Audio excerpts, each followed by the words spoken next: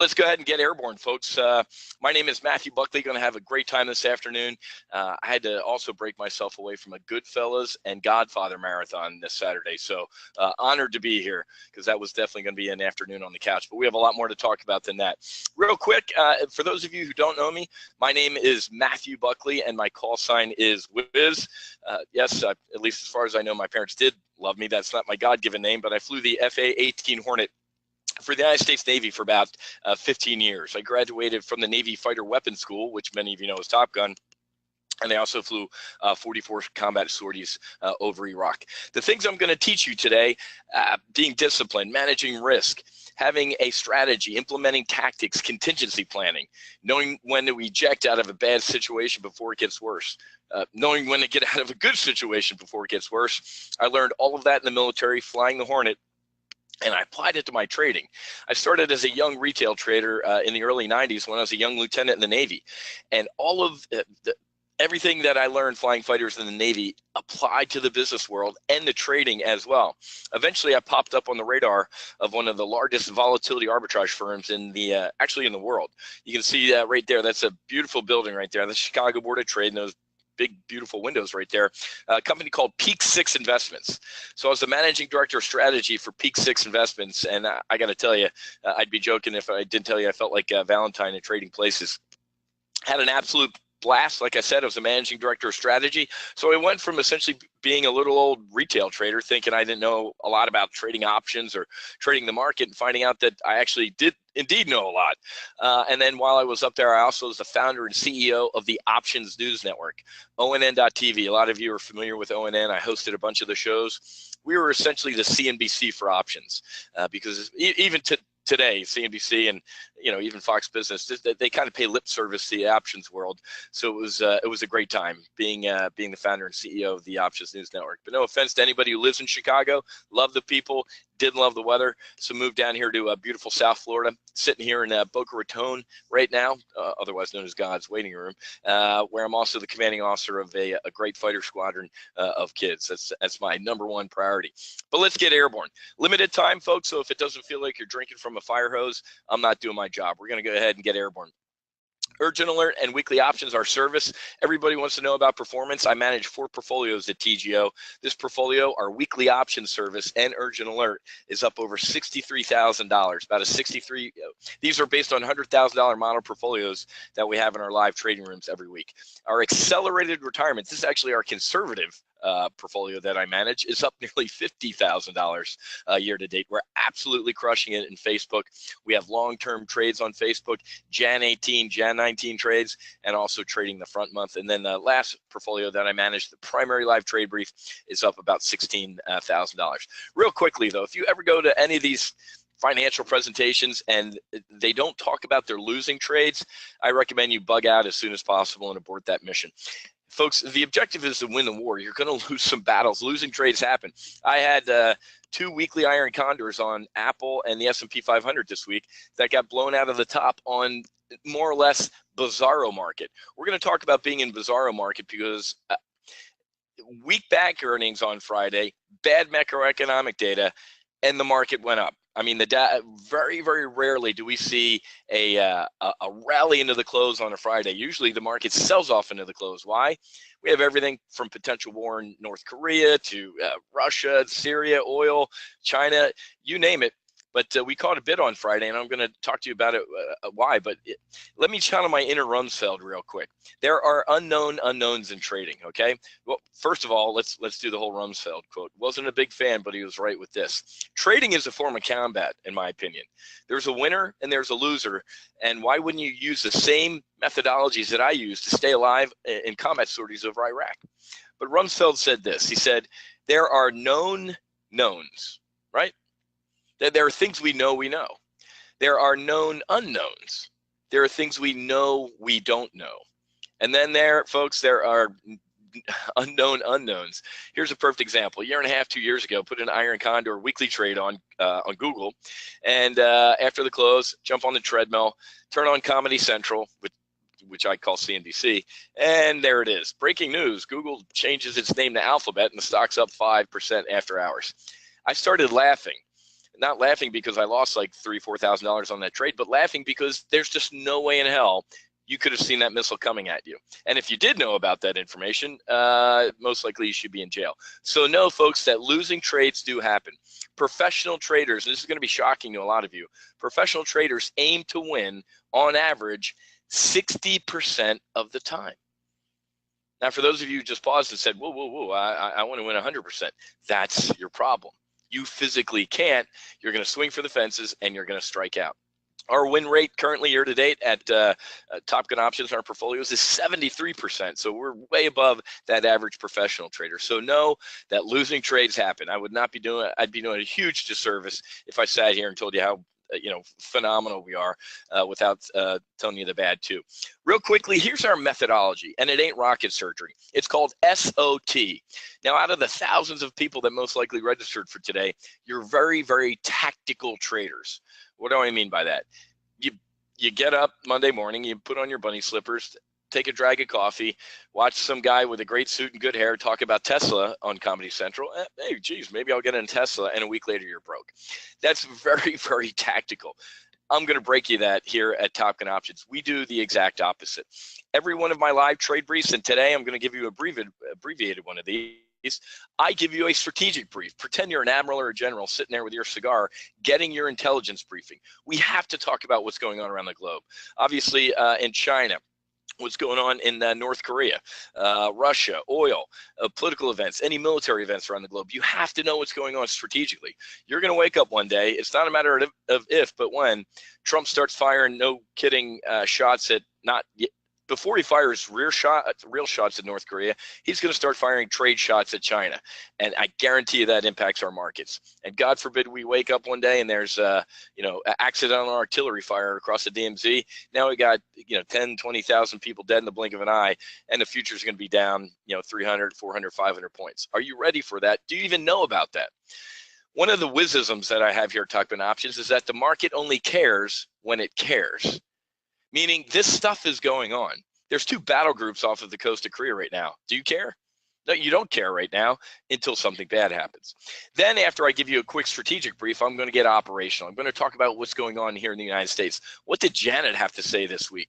Why did the market levitate on bad macroeconomic data on Friday? How did earnings do? What the hell did why did Jamie Dimon say he was embarrassed about being an American?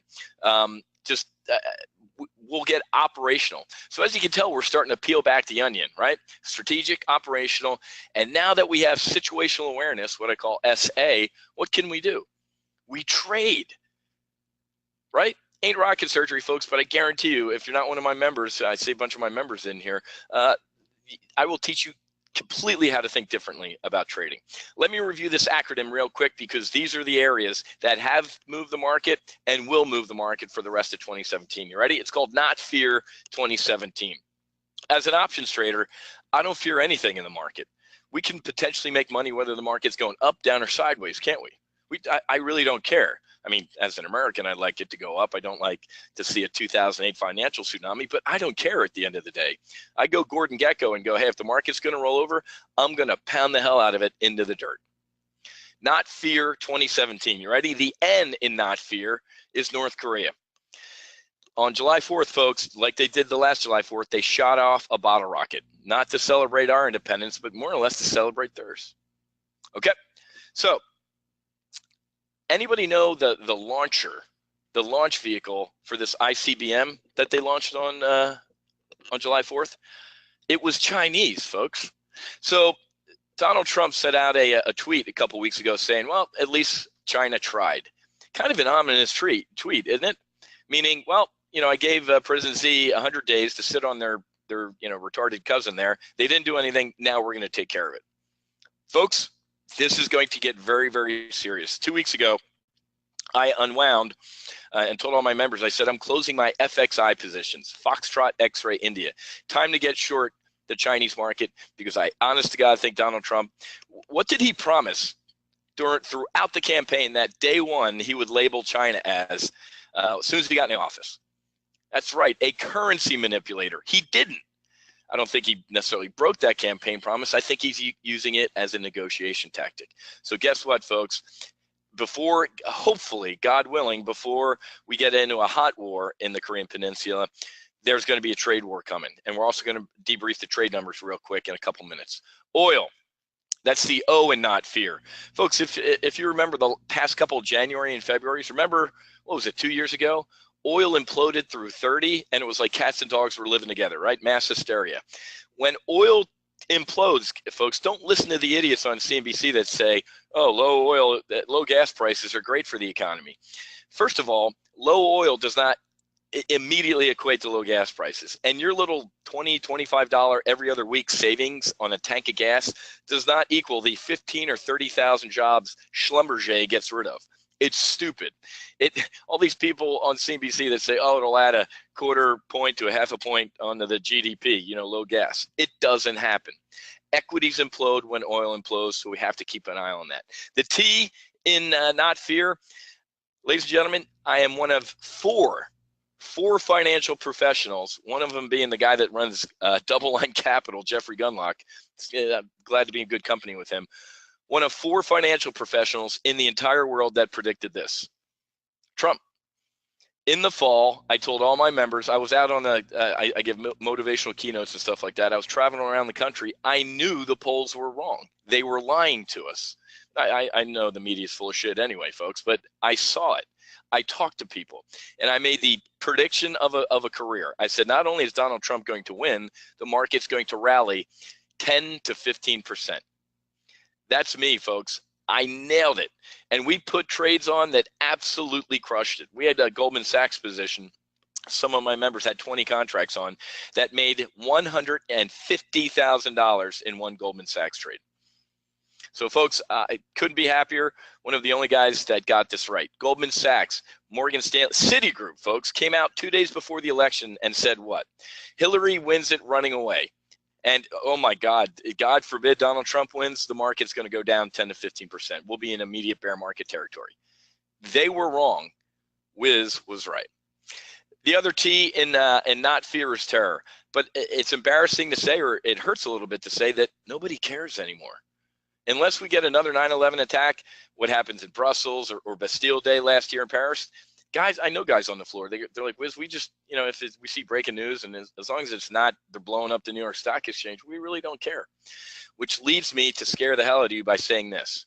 Terrorists know that. I love when politicians say, the way we get back at terrorists is by what? By living our lives.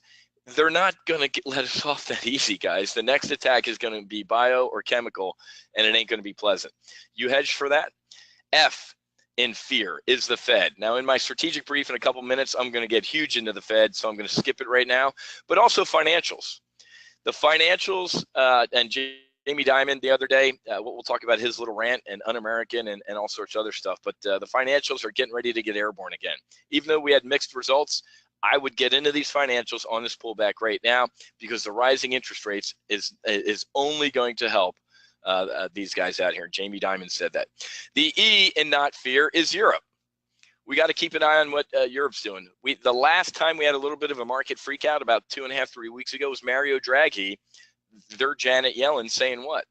I think we might be last call, guys. I think we have enough liquidity, and it's time for us to maybe take away the punch bowl. We freaked out. Remember our taper tantrums we used to have here in the United States when Ben Bernanke maybe kind of sort of would hint that we might be able to fly out of this nest without government support? We would freak out, folks. So we are seeing a little bit of across the Atlantic freak out there. The A in not fear for 2017 is Asia. Unless you've been living in the other side of Mars, you know that China and the Bank of Japan and their activities. I was long-term bullish on Asia, as I told you, on China specifically and FXI, and I told my folks to bail out of that position, man. Better to be early than late. I don't want to wake up to a tweet tomorrow morning and saying, hey, now we're in a trade war with China. We took some great profits last week on our long-term positions in China. If we resolve or get close to resolving the North Korea issue, back long-term bullish on Asia. Now, the R in not fear, it kind of breaks my heart to say, especially as a former fighter pilot, but Russia. You have to be bullish on Russia. and it makes my skin crawl. But figuratively, folks, I wear 2 suits at Top Gun Options. I wear a flight suit, and I'm going to tell you how I feel as an American and a former naval aviator, and I also wear a $6,000 Armani, which is a joke. I beat my own ass if I ever bought a suit that expensive. Here's why I'm joking. As a portfolio manager, I go Gordon Gekko. I'll go long-term bullish on Russia because you have to be bullish on a guy in a country that do whatever the hell they want. Crimea? We'll take it over. What did Obama do? Stop, or we'll say stop again. What did Merkel do? Stop, or we'll throw a couple sanctions on you. Then he invades eastern Ukraine. He shoots down an airliner. He takes over Syria. He's propping up Assad. He's the largest oil country in the world. Guys, you got to be bullish on this guy, and it sucks. I call it a hold your nose trade. So write this symbol down too, RSX. At the end, I'll tell you how you can take a 2-week test flight with us so you can see all my live trading and my real thoughts on these positions. But R is Russia, and it really it sucks. Here's our 7-step trade plan. On your little viewing window, there's a little camera icon. I strongly recommend you take a screenshot of that so you can download this trade plan. Many of you that I bump into on the road say, hey, Wiz, I hear this guy talk at the airport Marriott, you need a trade plan. And then he says, thank you, good night, try the veal, and leaves before he gives us one. Here it is. I'm going to go through this trade plan in a couple minutes with a live trade. But this trade plan literally was honed over the skies of Iraq and in the halls of Chicago there. I was going to say Wall Street, but technically Chicago. So here is our 7-step proprietary trade plan, and I'm going to put it into action. Now, you see what I just did there, guys? I did a little bit of an SOT, right? Strategic, operational, and now we're about to get tactical. So here we go. Let's give you a quick strategic brief here, folks. So this happened. U.S. and China trade tensions are about to get ugly again. The U.S.-China trade deficit hit its highest level since 2015 in June.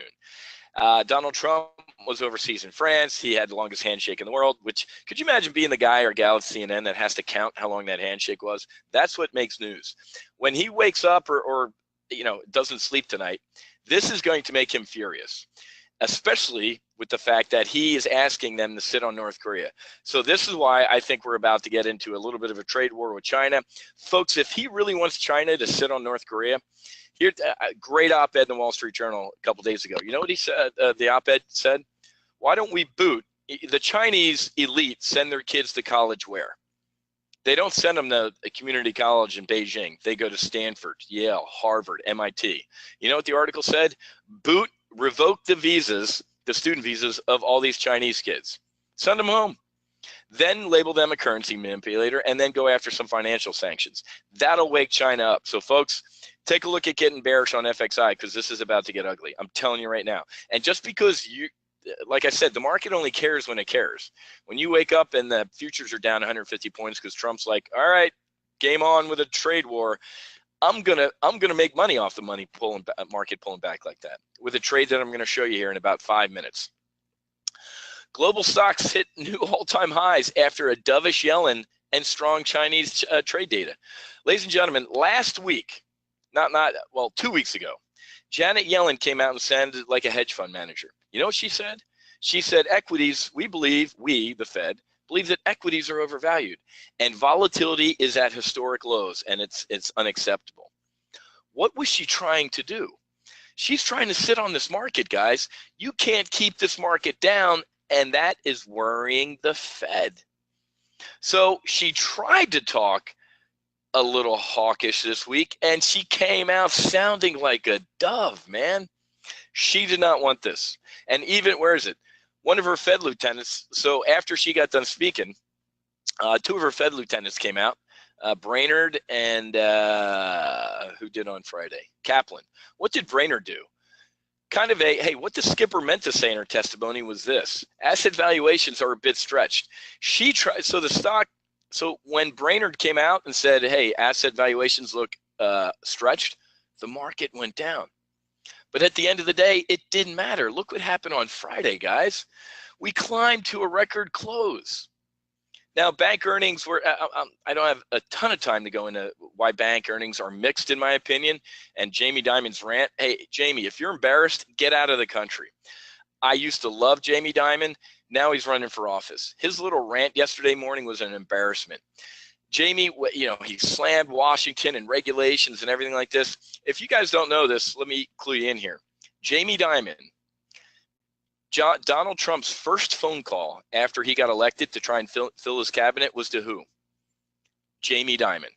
I don't know if he offered him Treasury Secretary or Commerce. He asked Jamie Dimon to come serve his country. You know what he did? He said no.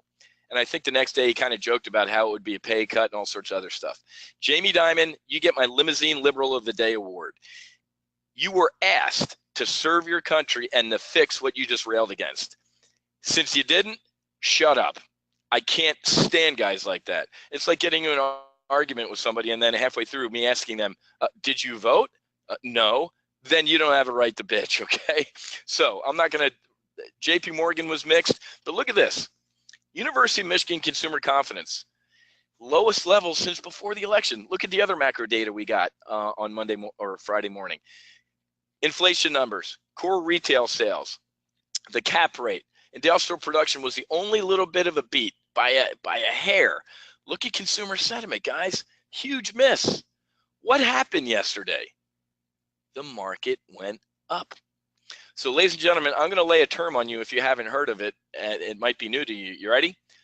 We are, I'm officially declaring this. We are officially back in bizarro market. And if that makes you turn your head sideways like the RCA dog, let me help you out. Bizarro market is defined as this. Good news is good news. Bad news is good news.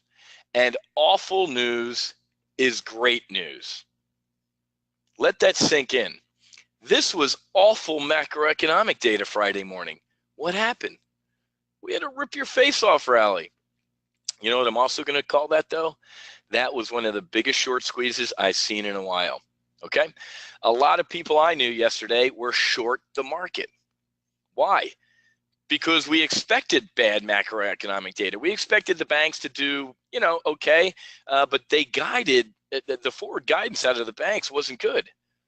That, ladies and gentlemen, is also the definition of a short squeeze. When you sell a stock short, folks, or an index, you borrow shares promising you're going to repay them at a lower price. When that doesn't happen, and right here in the middle of the morning, man, when the short squeeze happened, how do you get out of a short? You have to buy shares back.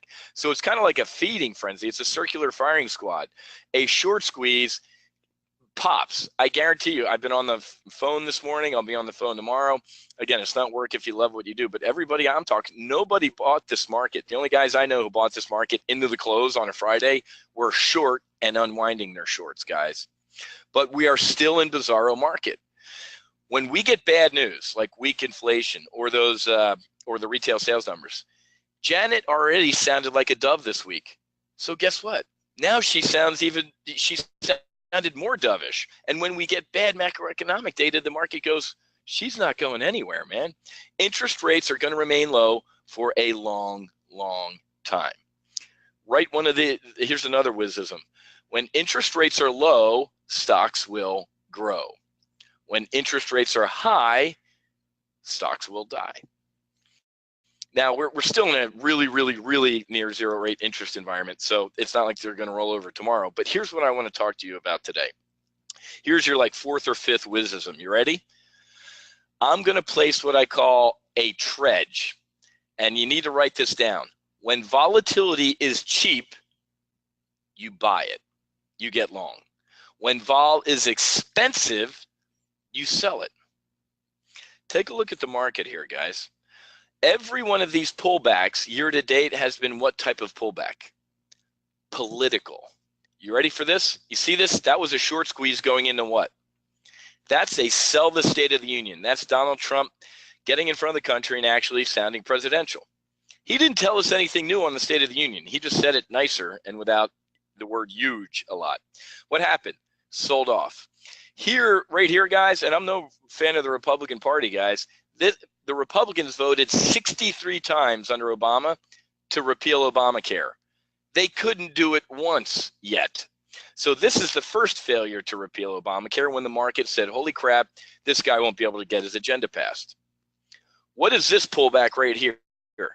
This is the Comey memo, the infamous Comey memo. And if you remember at TGO, when that broke, I said, get long immediately. Why?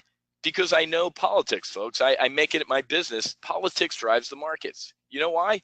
Because when I found out all the details, I came to the conclusion before a lot in the media did that the man's either a felon or he's a felon. Because a month before the Comey memo leaked, he was in front of the House saying what?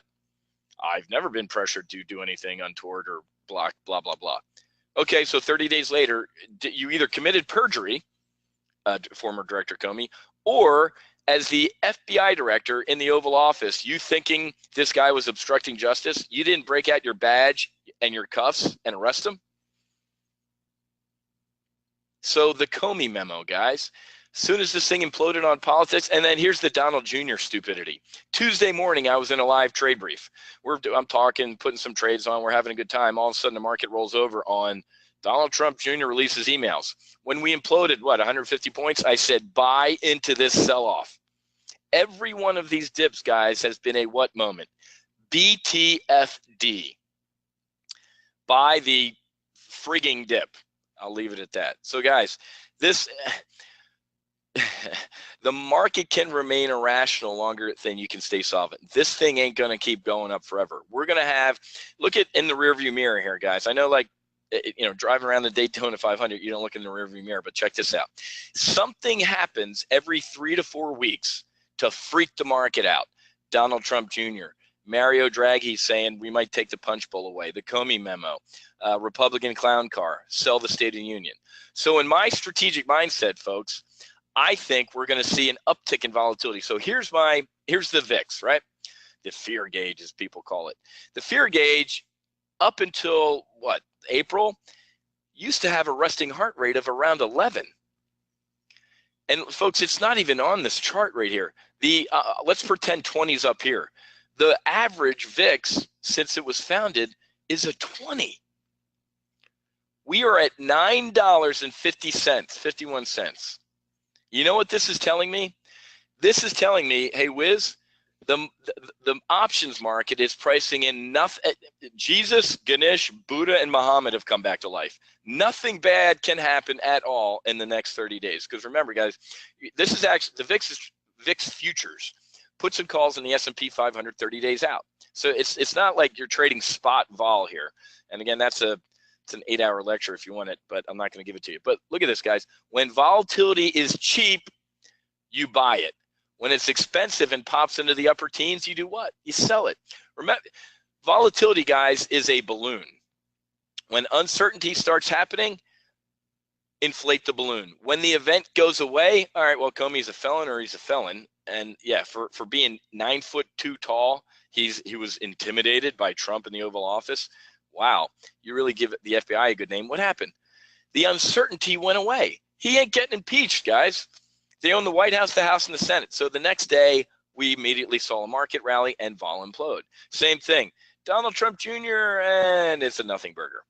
Hillary Clinton's campaign got actual opposition research from the Ukrainian government. And if you're an idiot like Andrew Cuomo on CNN, you know what he kept yelling the other day to Trump's lawyer? Ukraine isn't Russia. Okay, I took geography and I understand that, but they're both foreign governments, guys. So what happened? Market volatility went down. So I'm going to take a look at what I call a trade right now. It's a trade and a hedge. Why do I call it that? Because with a trade, I want to make money. I want to be profitable. With a hedge, I don't care if I, quote, lose money, and I'm using air quotes here. Why? Because I don't lose money on a hedge. I don't sit at my kitchen table, guys, and go, you know, damn USAA, I'm losing so much money on my auto, home, and life every month. That's not what I say, guys. That's not what I say at all. I say, thank God I have auto, home, and life, okay? Especially when my house gets robbed or I get rear-ended by somebody in God's waiting room down here in Boca. So this trade, this tactic I'm going to show you is you have to be something really, really, really bullish or bearish. I am really, really bullish on volatility. I think something's going to happen. I don't know. I just briefed you on a lot of things that could creep this market the hell out. My call sign is Wiz, folks. It ain't Nostradamus. So guess what? I don't know what's going to happen to freak the market the hell out in the next 3 to 4 weeks. It might not happen at all. I'm pretty sure it's going to happen. So here's what I'm going to do.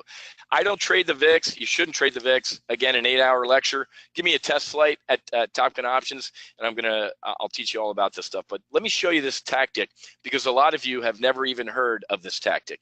It's called a double vertical. Let me ask you all a quick question. If you think, you know what, Wiz, you had me at hello. I do think volatility is going to spike in the next couple weeks. If you think vol's going to go up, you also think it's not going to do what? And I'm not going to wait for the answers because it's kind of intuitive. You also don't think it's going to go down. So a lot of you, you know what, Wiz? I'd buy a debit spread on VXX because you're right, I think vol is going to go up. And I'd shake my head and look at you and go, why are you wasting money? What are you talking about, Wiz? You said volatility might go up. Yeah. Then I also think it's not going to go down. Then why don't we have somebody pay for our debit spread? And that somebody is going to be called a bull call spread. So here we go. Again, I'm limited on time, guys, so I'm going to cruise through this. I'm going to go out to about August. Let's go out to August 11th. Like I said, I want to give this trade enough time where something's going to happen to freak this market out. A tweet, something goes bump in the night in the Korean Peninsula, trade war with China, Russia, oil, you name it. So I'm going to click on this. I have an affinity for Options House since I helped build it while I was at Peak 6 Investments. And I'm going to click on bullish double vertical here. And immediately, before we even take a look at some strikes, take a look at the, I love pictures and drawings. It's two vertical spreads on top of each other with the same strategic mindset. Bullish. I am bullish that volatility is going to spike. Just take a look at the picture. It makes sense, doesn't it? So I'm going to do a bull put spread and a bull call spread, okay? I'm going to sell, let me do real quick. I think I can do 150 of these. I was talking about this. Did this trade last week with my members. Let me just take a look at something real quick. Actually, 175. 175. Let me go back to add edit legs. So I'm going to sell 175 contracts. Why 175? Give me 1 minute. Of the August 11th. Why August 11th? I just told you I went about 3 to 4 weeks to see if the market's going to freak out. Of the 12 puts. Why the 12s? They're at the money right now. Wiz, what if you're wrong and you just became the village idiot? And like I said, Jesus, Ganesh, Buddha, and Muhammad all come back to life, and peace, love, and understanding breaks out. Iran, North Korea, we all become best friends, and vol goes to 0. It's not going to happen. But if it does, I'm long the VXX below 11.5. It can happen, guys. Look at, we're below a 10 on the VIX, man. So, ladies and gentlemen, this is called a bull put spread. It's also called what? A credit spread. I'm bringing in a little scratch to do this trade. You know what I'm going to do with that scratch? I'm going to turn around and buy a bull call spread. So here's that debit spread that many of you would have done solo, which I think is ridiculous. Look down here, and it's the 13.5 bull call spread.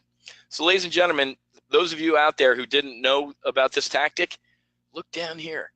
This trade is a net credit. Oh, hold on, Wiz. You're telling me that somebody from Farmers or USA just came in your kitchen and said, hey, let me take care of your auto, home, and life out to August 11th for you. Not only let me pick it up, let me pay you. The answer is yeah, folks. I'm showing you a trade where you can get paid to be hedged against a spike in vol for the next 4 weeks. And it's right on the screen. But let's take a look at the trade metrics. This is what's really going to make you smile. When I push this analyze button, I want you to look at one place and one place only. You ready? The sad face. Do not look at anything other than the sad face, and I'll tell you why. 3, 2, 1, sad face. Max potential loss. All right, man. Well, if I didn't tell you to do that, 99.9% of you in this room would have looked at the smiley face first and said, 13 grand, this trade's awesome. Don't ever look there again. If you learn nothing from me in my short time together, I'll be embarrassed, but here's what you need to know. Options traders, fighter pilots, attorneys, doctors, folks, we look at what is the worst thing that can happen to us, and we assume that's going to happen. And if you're not okay with losing that, don't do it. Or I'm doing 175. Again, I can't give investment advice. I'm not an RIA. That's between you and your broker dealer. You're just getting to eavesdrop at Top Gun Options how I manage my portfolios. So guess what? Maybe you do 50 contracts. Maybe you do 1,000. I don't know. I can't tell you. But I'm okay because I have what I call an SOP at Top Gun Options, a standard operating procedure that says I don't want to risk 5% of my model portfolio, $5 grand, on any one trade. So I can say, you know what? I'm okay with this. But folks, trust me, I'd bail out of this trade for half this loss. And again, sign up for a couple weeks, get to peek in on what we do here, and I'll explain all this to you. But if you're okay with that, not, yay, I want to lose that. But if you're like, yeah, if I wake up one day and Jesus did come back to life and vols at zero, I'm happier than just losing that money. Now you can take a look at max profit and go, wow, 13 grand. I will tell you, whether it was the election or the Brexit, we made around both of those events about 22 to 35 grand on the election and the Brexit. Those were known events, guys. I'm dying for some more known events, like a Fed meeting where, hey, it's rumored Janet's going to raise 50 bit. I love known unknowns, so we can put these on. I didn't know how the Brexit was going to go. I actually got it wrong. I thought after Obama came over there and poked them in the chest, that they might stay. No, that pissed them off. They're like, dude, don't come over here and preach us on how to vote, and they vote to leave. I'll be the first one to tell you I got the Brexit wrong. I don't care. I made 22 grand by doing a bullish double vertical that made 11, and then as soon as the vote was about to be tallied, I closed that trade and did what? I went inverted.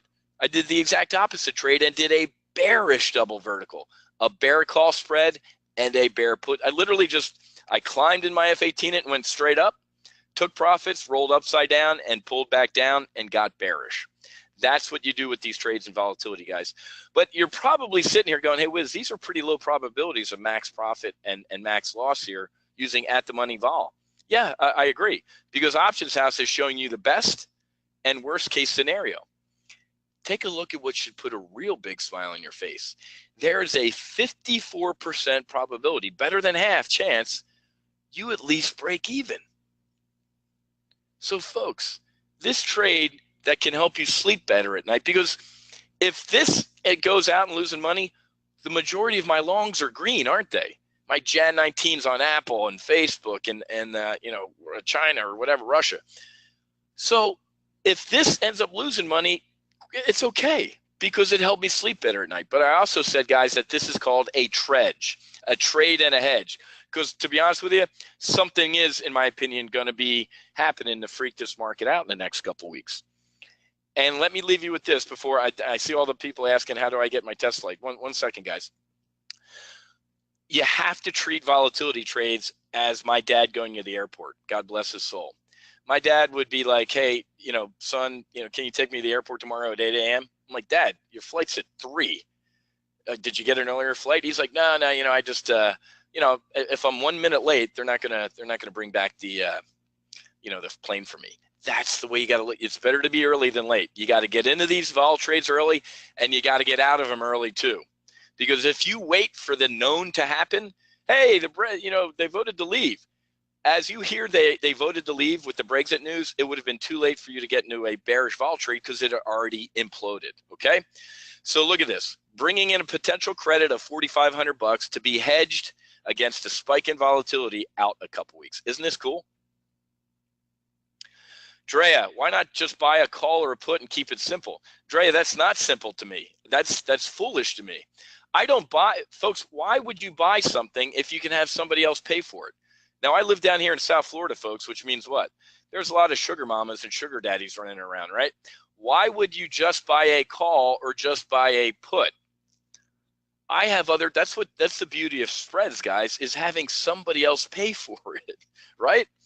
So, Drea, with this double vertical trade, not only am I having somebody else pay for my debit spread, I'm bringing in potentially a credit of $4,500. So just buying a call or buying a put, Drea, it does nothing. You're coming out of pocket. And remember, folks, when you buy something, if you go to the Ferrari dealership down here in Fort Lauderdale, what happens the second you pull out off the parking lot? It's called time decay, man. You get theta. Look at this trade. Every day that goes by, we make money on positive theta. We get time decay on this trade. This is a credit spread, and you're the car dealer, man. The dude that pulled out of the parking lot on his midlife crisis, he's losing money the second he pulls out. Okay, so Dre, a good question, but sounds like you need some training. You need to come here at TGO, and I'll teach you all this stuff. Okay. I mean, in a stock, not in the VXX. I haven't learned spreads yet. Dre, that's why you're going to sign up for Top Gun Options, guys. It ain't hard. Go to our homepage, topgunoptions.com, and come down to, if you're a skier or just have any sort of common sense, just come down here. We have 2-week test trials for folks who want to get into our accelerated retirement service, our front month and back month service.